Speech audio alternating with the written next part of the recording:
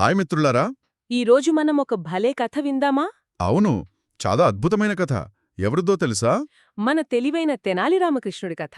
సరే, ఇక కథలోకి వెళ్దాం. అనగనగా విజయనగర సామ్రాజ్యం. ఆ సామ్రాజ్యంలో భాస్కర్ అని ఒక పెద్ద వ్యాపారి ఉండేవాడు. ఎంత పెద్ద వ్యాపారి అంటే తన దగ్గర చాలా డబ్బుండేదన్నమాట. ఎంత డబ్బు అంటే డబ్బుతో ఏదైనా కొనగలను అనుకునేవాడు. గర్వంగా అందరితో, డబ్బు ఉంటే చాలు, నేను ప్రాణం లేని వస్తువులలో కూడా నిజమైన భావాలను నింపగలను అనేవాడు. ఈ మాటలన్నీ ఒక మూలన నిలబడి మన రామకృష్ణుడు వింటున్నాడు. అవును, వింటూ చిన్నగా నవ్వుకున్నాడు. ఆయన బుర్రలో ఒక భలే ఐడియా వచ్చింది. ఇక ఒక రోజు ఏం జరిగిందంటే, ఈ వ్యాపారి భాస్కర్ నేరుగా రాజుగారి సభకు వెళ్లాడు. కృష్ణదేవరాయల వారి సభకు. అవును, వెళ్ళి, మహాప్రభో, నా సంపద ఎంత గొప్పదో చూడండి, నేను దేంట్లోనైనా జీవం పోయగలను అని ఒక సవాలు విసిరాడు. అప్పుడు మన రామకృష్ణుడు ముందుకొచ్చాడు. వచ్చి చాలా ప్రశాంతంగా ఒక ప్రశ్న అడిగాడు. వ్యాపారీ, ఒక చిన్న పువ్వు పూసినప్పుడు మనకు కలిగే ఆనందం ఉంది కదా, దాన్ని మీ బంగారం, మీ వజ్రాలివ్వగలవా అని. అబ్బా, భలే ప్రశ్న. ఆ ప్రశ్నకు భాస్కర్కి కోపం వచ్చేసింది. వెంటనే, అలా అయితే నువ్వే చేసి చూపించు అని అన్నాడు. ఒక షరతు కూడా పెట్టాడు. గుర్తుంచుకో, పువ్వులు, మొక్కలు లాంటి ప్రాణం ఉన్నవి ఏవీ వాడకూడదు అని.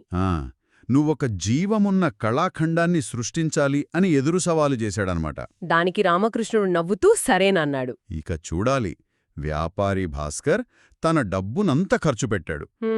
అత్యంత ఖరీదైన లోహాలు, రంగురంగుల రత్నాలతో ఒక పెద్ద యంత్రాన్ని తయారుచేశాడు. అంటే అందులో కదిలే బొమ్మలు, మెరిసే లైట్లు. అవును, నకిలీ పక్షుల కిలకిల రావాలు కూడా. ఓ, అది చూడ్డానికి చాలా గొప్పగా, అద్భుతంగా ఉండుంటుంది కదా. ఉంది. కాని ఎందుకో దాన్ని చూసిన వాళ్లకి ఆశ్చర్యం వేసింది కాని మనసులో ఎలాంటి సంతోషం కలగలేదు. అదొక పెద్ద బొమ్మలా అనిపించిందంతే. మరి మన రామకృష్ణుడేం చేశాడో తెలుసా? ఏం చేశాడు? అతను చాలా సింపుల్. ఒక చిన్న, ప్రశాంతమైన చోటుని ఎంచుకున్నాడు. అక్కడ కొన్ని అద్దాలు, ఒక చిన్న నీటి కొంట, కొన్ని రాళ్ళు. అంతే. కొన్ని మామూలు మొక్కలు పెట్టాడు. అంతేనా? అది చూసి అందరూ ఆశ్చర్యపోయి ఉంటారే. ఆశ్చర్యపోవడమేంటి, ఇదేంటి, ఇదేం కళాఖండం అని నవ్వుకున్నారు కూడా.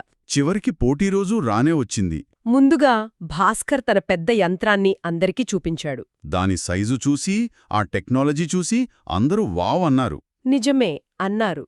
కాని వాళ్ల మనసు మాత్రం దాన్ని తాకలేకపోయింది. ఆ తర్వాత రామకృష్ణుడు వంతు. అతను అందర్నీ తన చిన్న తోట దగ్గరికి తీసుకొచ్చాడు. అక్కడంతా నిశ్శబ్దంగా ఉంది. సూర్యుడి కిరణాలు అద్దాలమీద పడి ఆ నీటిలో రంగురంగుల ఇంద్రధనుసులా మెరుస్తున్నాయి. ఊహించుకుంటేనే ఎంత బావుందో. ఒక చిన్న గాలి వీచగానే ఆకులు మెల్లగా కదిలాయి. ఆ నీటి అలలపై వెలుగు నాట్యం చేస్తున్నట్లనిపించింది. అద్భుతం. ఆ నిశ్శబ్దమైన అందాన్ని చూస్తూ అందరూ అలా లీనమైపోయారు. వాళ్ల మనస్సులకి ఎంతో ప్రశాంతంగా, హాయిగా అనిపించింది. అప్పుడు రాజు కృష్ణదేవరాయలు లేచి ఒక మాట అన్నారు. ఏమన్నారు? నిజమైన కళకు డబ్బు కాదు, దానికి హృదయం, ప్రకృతిపై ప్రేమ కావాలి అని రామకృష్ణుడిని మెచ్చుకున్నారు. ఆ మాటలతో భాస్కరుకు తన తప్పు తెలిసొచ్చింది. నిజమైన సంతోషం ఖరీదైన వస్తువుల్లో కాదు, ఇలాంటి చిన్న చిన్న సహజమైన విషయాల్లోనే ఉందని అర్థం చేసుకున్నాడు. చూసారా మిత్రులారా, కొన్నిసార్లు చాలా పెద్దవాటికన్నా చిన్న చిన్నవే మనకెక్కువ ఆనందాన్నిస్తాయి. మరి మీరు ఎప్పుడైనా గమనించారా, మీ ఇంటి దగ్గర ఒక పువ్వు వికసించడం, లేదా ఆకులమీద వానచుక్కలు మెరవడం లాంటివి? ఈసారి అలాంటివి చూసినప్పుడు వాటిలోని అందం గురించి ఒక్క క్షణం ఆలోచించండి, సరేనా?